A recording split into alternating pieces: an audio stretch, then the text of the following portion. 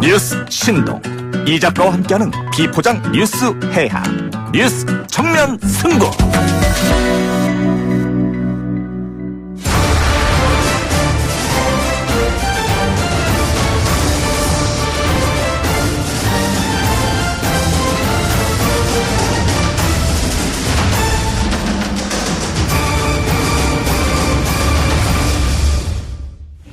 팩트 진검승부 트루맨 시간이 돌아왔습니다. 팩트체크 전문 미디어 뉴스톱의 김준일 대표, 한겨레신문 김한희 기자는 지각이네요.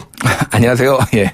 네, 김한희 기자 지각을 밥 먹듯이 하는군요. 워낙 공사다망한 기자라서. 파트너한테 한마디 좀 하세요. 사퇴하세요. 김한희 기자가 자주 특종을 몰고 오기 때문에 예, 사퇴하면 안 됩니다. 아, 그런가요? 예. 네, 알겠습니다. 예, 한 번씩 또 써먹을 때가 있어요. 네. 자, 오늘 본격적인 주제에 들어가기 앞서 조국 후보자 기자회견, 기자들의 민낯이 드러났다, 뭐 이런 의견이 인터넷에 많던데 우리 김 대표도 기자 출신이니까 예. 어떻게 보셨습니까? 그러니까 뭐 기레기라는 욕이 많이 달렸더라고요. 예. 그래서 뭐 저는 동의하는 부분도 있고 동의 안 하는 부분도 있습니다. 예. 일단은 질문 수준이 매우 날카로우가 낮은 것도 있고요. 예. 매우 그 날카로운 것도 있었어요. 예. 사실은 중간중간 섞여 있는데 이거를 9시간 동안 모든 분들이 다 보신 건 아니잖아요. 그러니까 뭐 수준 낮은 것들이 더 눈에 띄어서 그렇게 했던 부분이 있고요.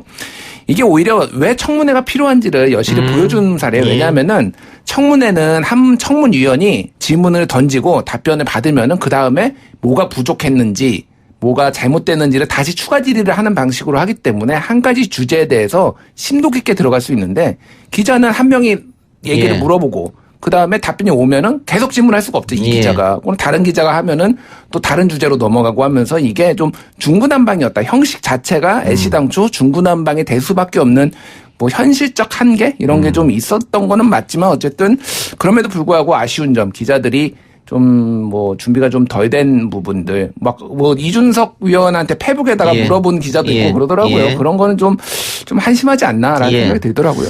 네. 우리 방송 월요일에 고정 출연하는 정상근 기자의 말에 의하면 기자들이 계속 스마트폰을 보면서 질문을 하는 것은 데스크에 어떤 지시를 받고 질문하는 거다. 그렇게 느낄 수도 있다. 맞습니까? 그건 맞고요. 그건 뭐 맞습니다. 요즘은 뭐 이제 계속 연락이 오니까 그런 건 맞고요.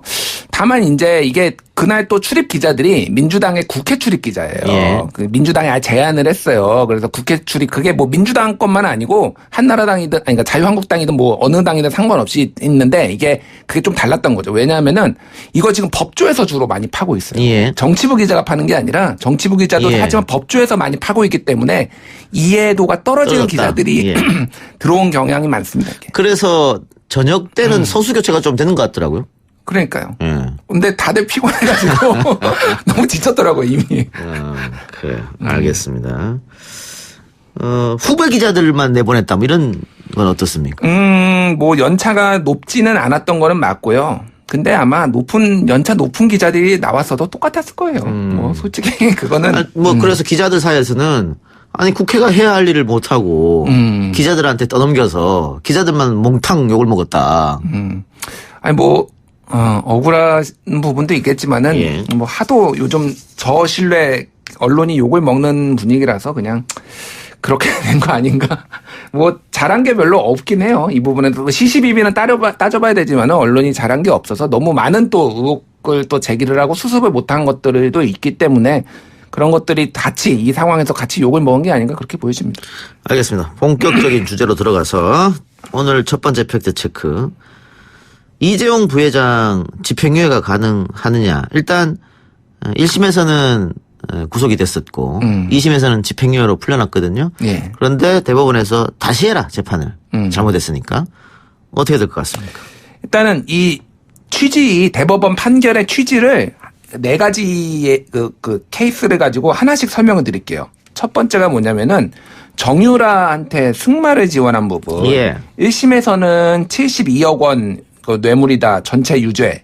2심에서는 말에 대해서는 34억 원에 대해서는 무죄를 선고하고 36억 원만 유죄. 근데 예. 그러니까 대법원에서는 사실상 1심과 똑같이 72억 원 전체 유죄가 되었어요. 예. 그래서 뇌물 공여 형량이 그러니까 액수가 늘어난 거죠. 예. 그 부분은 그렇고 스포츠 영재센터 같은 경우에도 1심은 16억 원 유죄, 2심은 무죄, 3심은 대법원은 다시 유죄를 했어요. 그리고 뭐 미르 K 스포츠 재단 같은 경우에는 1, 2, 3심 모두가 무죄였고요. 핵심은 이겁니다. 재산 국외 도피. 재산 국외 도피를 1심은 유죄로 인정했고요. 2심은 무죄로 인정했고요. 죄송합니다. 대법원도 무죄로 인정했어요. 예. 이게 핵심인 게 왜 핵심이냐면은 우리가 지금 상식적으로 생각을 하기에 가장 형량이 무거운 게 무엇냐라고 하면은 뇌물공여라고 생각하시는 분들이 많아요. 뇌물 액수가 또 늘어났으니까 예. 이재용 부회장이 지금 징역이 형량이 늘어날 거다라고 생각을 하시는데 실제 그렇지 않습니다. 법을 보면은요. 뇌물은 주는 사람은 별로 세게 처벌을 안 받아요, 원래. 받는 사람이 처벌을 받아요. 그래서 법에 어떻게 돼 있냐면은 뇌물수수 같은 경우에는 5억 원 이상을 받으면은 9년에서 12년형이 선고를 받습니다. 예. 근데 뇌물 공여, 뇌물 준 사람은 1억 원 이상, 제일 높은 게 1억 원 이상인데 제일 1억 원 이상을 주면은 형량이 2년 6개월에서 3년 6개월이에요. 예. 아시다시피 3년이 기준이에요. 집행유예는 3년이 되면은 형이 집행유예를 때릴 수가 있는 거예요. 그래서 예. 뇌물공여가 집행유예 안에 들어가요. 근데 문제가 뭐였냐? 재산 국외 도피는 형량이 매우 높습니다. 예, 예. 재산 국외 도피는 이제 특정경제범죄 가중처벌에 관한 법률인데 법 이름은 여기에서 50억 원 이상을 재산 국외 도피를 할 경우에는 무기징역 혹은 10년 이상의 징역을 선고하게 돼 있어요. 예. 이 법이 나오게 된 배경은 1980년대 초반에 외환 관리를 그 전두환 정권이 엄격하게 한 거죠. 지금 한국에 외환이 부족하니까 이거를 기업인들이 외환을 가지고 밖에 나가서 하는 거는 엄격하게 다스리는 식으로 법이 만들어졌는데 예. 지금 삼성의 돈을 이재용 부회장이 해외로 도피 재산을 국외로 도피했다라는 거였어요. 이 논리가. 근데 이게 대법원에서 인정이 안 됐기 때문에 10년 이상형 형이 무조건 나와야 되는 상황에서 예. 이게 인정이 안 됐어요. 그러면 지금 어떻게 되느냐? 지금 시나리오상 예. 가능성이 있는 거는 장량감경이라고 판사가 반을 깎을 수가 있어요.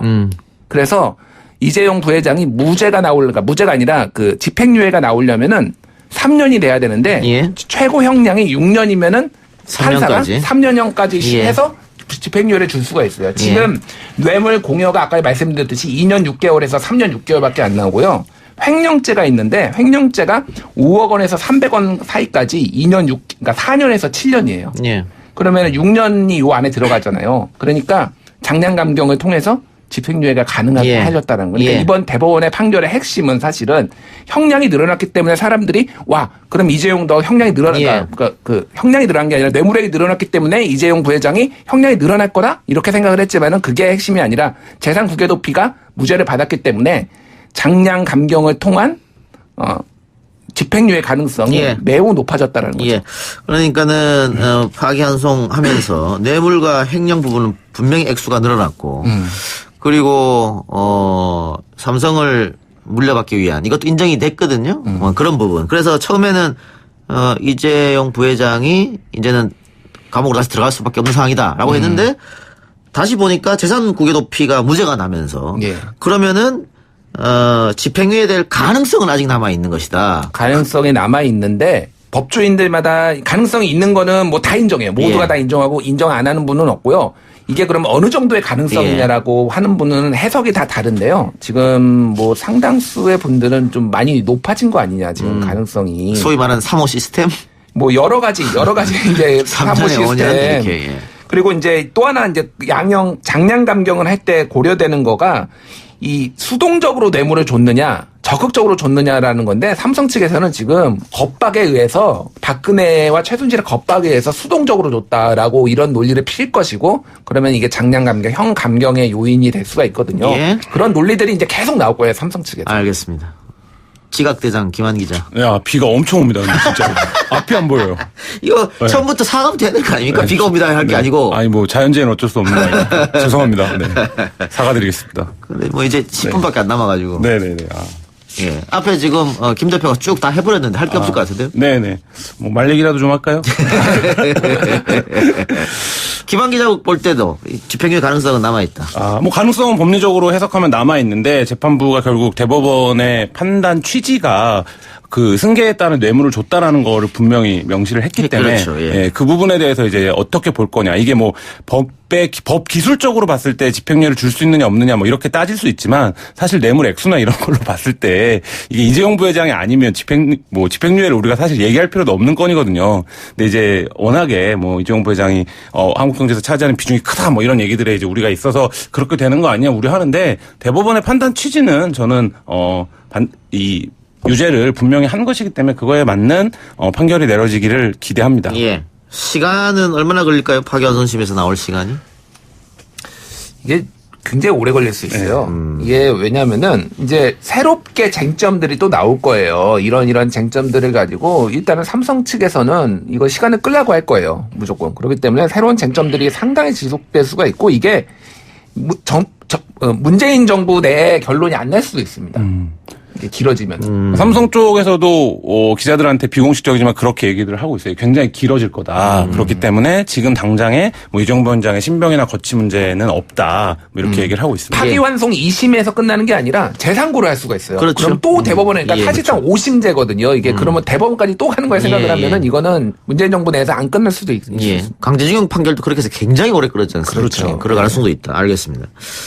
그런데 그 파기환송 결과가 나오고 조선일보가 사설에서 만에 하나 삼성이 흔들리게 되면 누가 그 뒤를 감당할 수 있나 이런 사설을 썼던데 그 재벌 총수가 자신이 잘못한 걸로 인해서 죗값을 치르러 들어가면은 그 기업이 흔들립니까? 일반적으로 흔들리는 회사가 문제가 아닙니까? 일반적으로 주가가 올랐죠. 재벌 총수들이 들어가면은 예. 주가가 이제 그거는 뭐 실제 사례들이 많고요. 그리고 주가가, 예. 만일 조선일보 논리라면 외국의 큰 회사들 전문 경영인 체제로 운영하는 회사들은 다 문제가 되겠네요. 그러면. 뭐 그렇죠. 그러니까 사실은 이 약간 그거를 주목할 필요가 있는데 대법원 판결이 나기 전에 요 기사들이 많이 줄어들었어요. 삼성이 이렇게 열심히 일을 안 한 거 아닌가. 어차피 이게 언론에서 쓴다고 해서 이게 영향을 받는 게 아니거든요. 대법원 판결은. 그런데 다시 이제 이런 기사들이 나오는 게 여러 가지 이제 의미심장한 부분들이 있죠. 예. 예, 알겠습니다. 두 번째 팩트체크. 조선일보가 7년 만에 임수경 씨 관련 보도에 대해서 정정 보도를 냈다. 어떤 이야기입니까? 그러니까 조선일보가 임수경 씨가 방북 당시에 김일성을 아버지라고 부른 적이 있다라고 보도를 했었었는데요. 예. 2012년 2012년 6일자입니다. 조선일보 1면에 보도가 됐던 내용입니다. 예. 네, 이런 사실이 없는데도 이제 아버지를 불렀다고 단정해서 보도했다라는 점을 정정을 한 건데요. 예. 그 김일성을 아버지라고 부른 사실은 확인되지 아니하였으므로 이를 바로잡습니다. 이렇게 이제 문장을 끝냈습니다. 정정 보도문의 마지막을. 예. 그러니까 이걸 읽어보면 확인하지 않고 당시에 기사를 썼었다. 뭐 이걸 인정한 셈입니다. 예. 7년이나 걸린 이유가 있습니까? 정정 보도를 낸 기간이? 뭐 계속 이제 재판이 됐기 때문인데요. 그러니까 임 전 의원 조선일보 상대로 손해배상 청구 소송을 냈습니다. 이 재판이 진행이 되고 승소를 하면서 이 부분을 받아들인 건데요. 그러니까 2015년 서울고등법원이 임 전 의원이 김일성을 아버지라고 불렀다는 사실이 확인됐다고 보기 어렵고 확정되지 않은 사실이라고 판단을 해서 정정보도 청구 부분을 받아들이는 이제 원고 일부 승소 판결을 내렸고요. 얘 이제 조선일보랑 디지털 조선일보가 상고를 했는데 대법원이 최종적으로 상고를 기각하면서 결국 조선일보가 정정보도를 내게 된 겁니다. 재판에서 졌기 때문에 그럼 정정을 냈다. 정정 보도를 했다. 이렇게 보여지네요. 근데 문제는 과거 그 잘못된 신문기사가 아직도 포털에 있단 말이에요. 네. 내리지 않았어요. 이거는 왜 이러는 겁니까? 글쎄요. 현실적으로 내려야 맞는데요. 아니 잘못된 보도라고 네. 정정 보도 해놓고 옛날 기사를 그냥 두면 어떻게 합니까? 그리고 그 기사의 댓글을 보면은 알겠지만 네. 전부 임수경 전 의원을 욕하는 댓글이거든요. 네. 그러면 한 7년 동안 굉장히 고통받았을 거지 않습니까? 그 잘못된 기사로 인해 가지고 그런데도 아직도 그 기사를 내리지 않는 거는 왜일까요? 그럴게요. 왜일까요? 그러니까 이게 한국의 정정보도의 시스템이 굉장히 큰 문제가 있어요. 말씀하셨듯이 그 기사를 안 내리는 경우도 있고 그 기사에다가 이 정정보도를 뒤에다 붙여야 돼요. 나중에 이게 이제 기록으로 남지 않습니까? 옛날처럼 한번 흘러가는 게 아니라 온라인에서 계속 검색이 되는 건데 그러면은 정정보도문을 그 기사 뒤에다가 붙여야 되는데 그렇게 하는 언론이 거의 없어요. 예. 그러니까 굉장히 형식적으로 정말로 법원에서까지 이 정도로 하니까 이렇게 억지로 했다라는 거를 지금 알 수가 있는 거죠. 그러면 이거는. 예. 이렇게 볼 수 있겠네요. 현송월 총살보도 명백한 오버죠. 아직도 살아있으니까. 죽었다는 사람이 살아있으니까 말이죠. 그런데 그 보도도 아직도 내리지도 않고 정정 보도도 하지 않고 있거든요. 조선일보가. 그렇죠. 그거는 현송월이 북한 사람이니까. 소송을 안 했으니까.